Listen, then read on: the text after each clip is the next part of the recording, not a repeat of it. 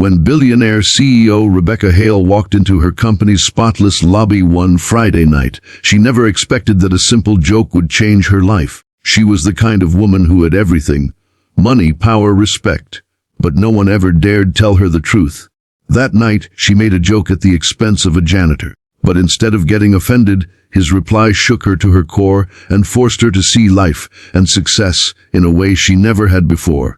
Before we dive into this emotional story, make sure to subscribe to your channel name for more powerful stories about kindness, humanity, and life lessons that can change how you see the world. Don't forget to like this video if it touches your heart and share your thoughts in the comments below. Your support helps us keep spreading positivity and hope to millions. Rebecca Hale was 42 years old, a self-made billionaire, and the CEO of one of the largest real estate corporations in the United States.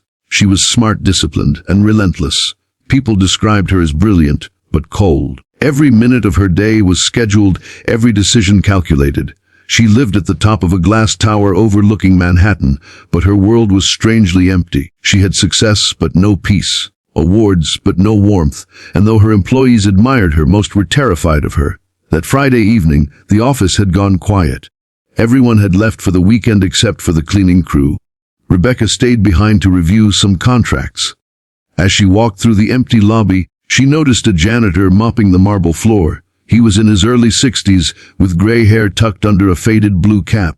His name tag read Samuel. Rebecca had seen him before but never paid much attention. Tonight she felt oddly curious. Maybe it was the silence, or maybe she was just bored. She smirked and said jokingly, "So Samuel, you've been cleaning these floors for years. Got any financial advice for me?" She meant it as a joke. A billionaire asking a janitor for financial advice. The absurdity made her chuckle.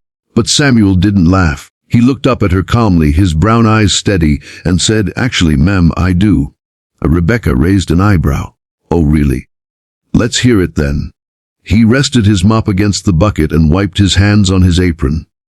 "Don't spend your life making money you'll never have time to enjoy. Make enough to live, sure, but live while you can."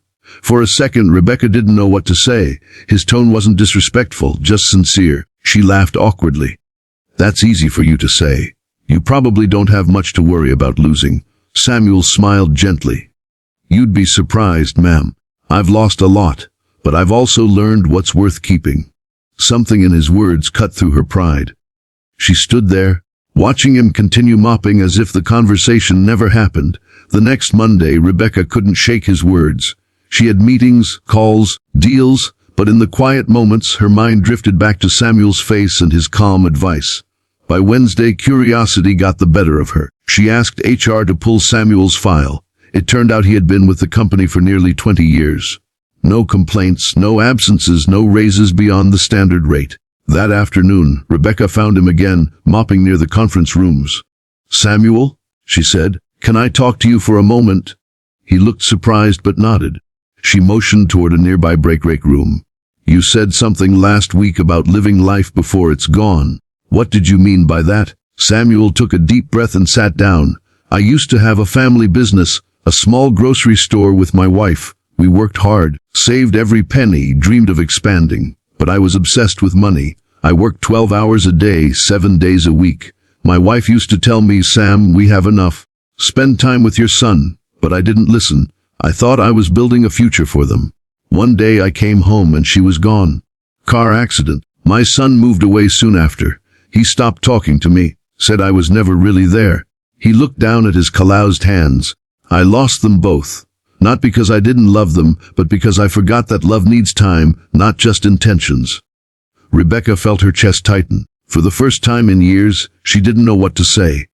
I'm sorry, Samuel." He nodded gently. "It's all right, ma'am. I'm at peace now. I've got enough to live on.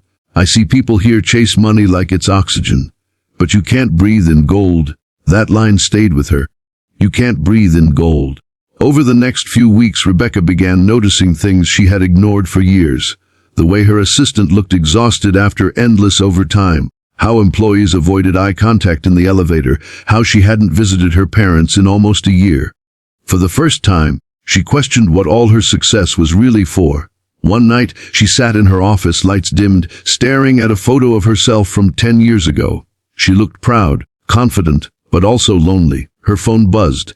It was her driver reminding her about a late dinner meeting with investors. She paused, then did something she had never done before. She canceled the meeting. Instead, she went downstairs to the janitor's storage room. Samuel was there, cleaning up for the night. She smiled and said, "You got a minute? I think I owe you a dinner." He chuckled. "I don't think my uniform fits the places you usually go, ma'am." Rebecca laughed softly. "Then let's go somewhere that fits both of us." They went to a small diner 2 blocks away. Over simple burgers and coffee, she asked Samuel more about his life, his son, his past, his regrets. He spoke humbly with wisdom born from pain. At one point she asked, "Do you ever wish you could go back and change things?" Samuel smiled faintly. "Sometimes. But if I did, I might never have learned what really matters. Sometimes losing everything teaches you how to live." That night changed something in Rebecca. Over the next few months, she began reshaping her company's culture. She introduced flexible hours, better benefits for lower-wage staff, and a fund to support employees facing family emergencies. She even launched a scholarship program for the children of janitors, cafeteria workers, and security guards, naming it the Samuel Initiative. When the company held its annual conference that year, Rebecca stood on stage before thousands of employees. Her voice trembled as she said, "Success is not measured by how high we climb, but by how many people we lift along the way." The crowd gave her a standing ovation. In the front row, Samuel sat in his old uniform, tears shining in his eyes. After the event, she walked up to him and said quietly, "You were right, Samuel. You can't breathe in gold. But kindness gives you air." He smiled. "That's the richest thing I've heard all week." From that day forward, Rebecca was no longer known just as the ruthless CEO, but as the leader who changed her heart because of a janitor's wisdom. Years later, when Samuel passed away peacefully in his sleep, the entire company mourned. Rebecca personally attended his funeral and spoke just a few words. "He swept the floors of this company, but he also cleaned the dust from my soul." Her conclusion: the kindness doesn't always come from people with power. Sometimes, it comes from the quiet ones who've seen the world from the ground up. Rebecca thought she was teaching a lesson when she made that joke. But in the end, it was Samuel who taught her the greatest lesson of all. Money can build towers, but kindness builds hearts. So the next time you meet someone society overlooks, remember, you never know whose words might change your life. If this story touched your heart, make sure to like, share, and subscribe to your channel name for more stories that remind us of the goodness still left in this world. Let's keep spreading kindness, one story at a time.